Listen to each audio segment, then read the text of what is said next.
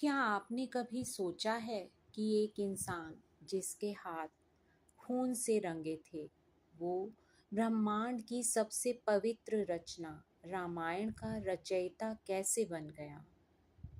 वाल्मीकि सिर्फ एक नाम नहीं, बल्कि एक स्टेट ऑफ माइंड है। ये उस मोमेंट की कहानी है जब एक इंसान इतना स्टिल हो जाता है कि टाइम थम जाता है और नेचर उसे अपने अंदर समेट लेती है। आज हम वाल्मीकि शब्द के उस रहस्य को समझेंगे जो आपके एग्जिस्टेंस के मायने बदल देगा। संस्कृत में वाल्मीकि का मतलब है दीमकों का घर, यानी एंट हिल। लेकिन इसका स्पिरिचुअल मैसेज बहुत गहरा है। जब रत्नाकर मरा मरा के जाप में बैठे तो वो सिर्फ आंखें बंद करके नहीं बैठे थे, वो अंतर्मुखी यानी इंट्रोवर्टेड हो चुके थे। दीमकों ने उनके ऊपर बांबी बना ली। इसका मतलब क्या है?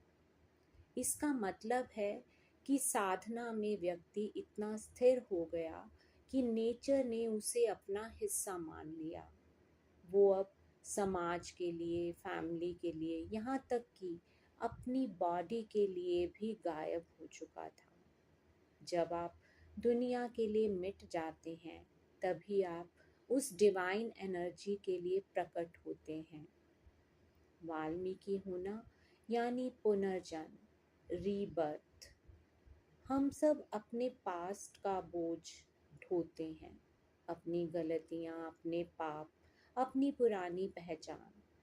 लेकिन वाल्मीकि का दर्शन कहता है कि तपस्या की अग्नि में पास्ट को भस्म किया जा सकता है।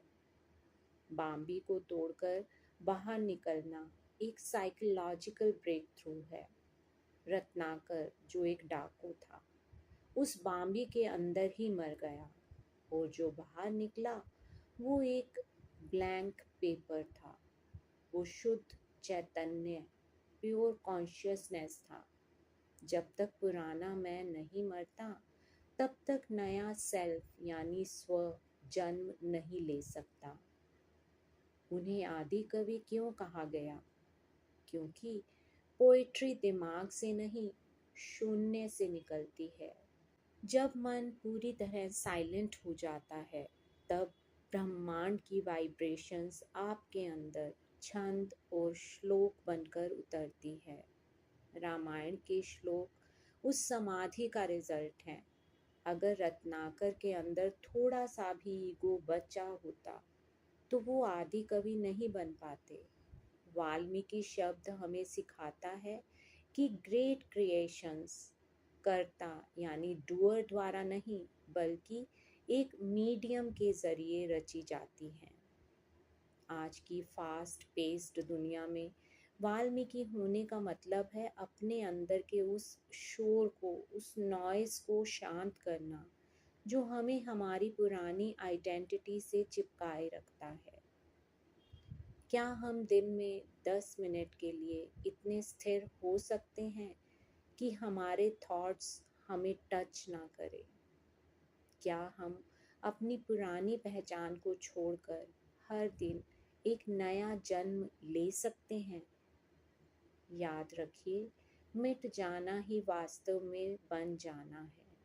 जिस दिन आप ज़ीरो होने का साहस जुटा लेंगे, उसी दिन आपके अंदर का ऋषि जागृत होगा। वाल्मीकि के इस सफ़र पर आपके क्या थॉट्स हैं? क्या आपको भी लगता है कि चेंज के लिए पुराने सेल्फ का मरना ज़रूरी है? अपने व्यूज़ कमेंट्स में शेयर करें और इस डेप्थ को जीने की कोशिश करें। नमस्कार, धन्यवाद।